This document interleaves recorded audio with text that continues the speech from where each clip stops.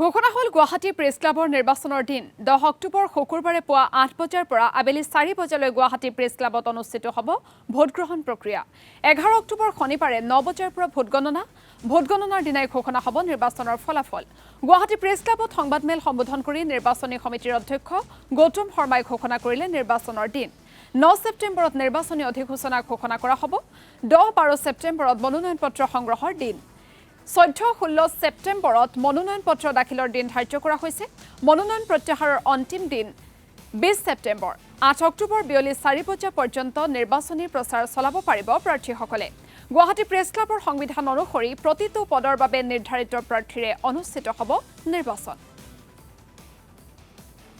Guwahati press ক্লাবৰ 2025-27 বৰ্ষৰ নিৰ্বাচন অনুষ্ঠিত হ'ব 10 অক্টোবৰ শুকুৰবাৰে। 11 অক্টোবৰ শনিবাৰে ভোট গণনা কৰা হ'ব আৰু সেইদিনাই ফলাফল ঘোষণা কৰা হ'ব। 10 ছেপ্টেম্বৰ বুধবাৰ, 11 ছেপ্টেম্বৰ বৃহস্পতিবাৰ আৰু 12 ছেপ্টেম্বৰ শুকুৰবাৰে পুৱা 10 বজাৰ পৰা দিনৰ 1 বজালৈ ইচ্ছুকসকলে গুৱাহাটী প্ৰেছ ক্লাবত থকা নিৰ্বাচন সমিতি কাৰ্যালয়ৰ পৰা মনোনয়ন পত্ৰ সংগ্ৰহ কৰিব পাৰিব। 14 ছেপ্টেম্বৰ দেওবাৰ, 15 ছেপ্টেম্বৰ সোমবাৰ আৰু 16 ছেপ্টেম্বৰ মঙলবাৰ মনোনয়ন পত্ৰ দাখিল কৰাৰ দিন ধাৰ্য কৰা হৈছে। কেউদিনেই পুৱা 10 বজাৰ পৰা দিনৰ 1 বজাৰ ভিতৰত ইচ্ছুকসকলে নিৰ্বাচন সমিতিৰ কাৰ্যালয়ত মনোনয়ন পত্ৰ দাখিল কৰিব পাৰিব। 18 ছেপ্টেম্বৰ বৃহস্পতিবাৰে মনোনয়ন পত্ৰসমূহ পৰীক্ষা কৰা হ'ব। সেইদিনাই যোগ্য প্ৰাৰ্থীসকলৰ তালিকা প্ৰস্তুত কৰা হ'ব। মনোনয়ন পত্ৰ প্ৰত্যাহাৰৰ অন্তিম সময় 20 ছেপ্টেম্বৰ শনিবাৰে পুৱা 10 বজাৰ পৰা দিনৰ 1 বজাৰ ভিতৰত। সেই সময়ৰ ভিতৰত ইচ্ছুকসকলে মনোনয়ন পত্ৰ প্ৰত্যাহাৰ কৰিব পাৰিব। এই বিষয়ে নিৰ্বাচন সমিতিক লিখিতভাৱে অৱগত কৰিব লাগিব।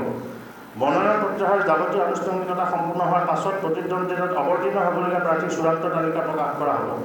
8 অক্টোবৰ বুধবাৰে আবেলি 4 বজাত নিৰ্বাচনী প্ৰচাৰ অন্ত পৰিব। 10 অক্টোবৰ মঙলবাৰে পুৱা 8 বজাৰ পৰা আবেলি 4 বজালৈ গুৱাহাটী প্ৰেছ ক্লাবত অনুষ্ঠিত হ'ব ভোটগ্ৰহণ পৰ্ব। 11 অক্টোবৰ শনিবাৰে পুৱা 9 বজাৰ পৰা গুৱাহাটী প্ৰেছ ক্লাবত ভোট গণনা কৰা হ'ব। ভোট গণনাৰ পাছত যাৱতীয় আনুষ্ঠানিকতা সম্পন্ন কৰাৰ অন্তত নিৰ্বাচনৰ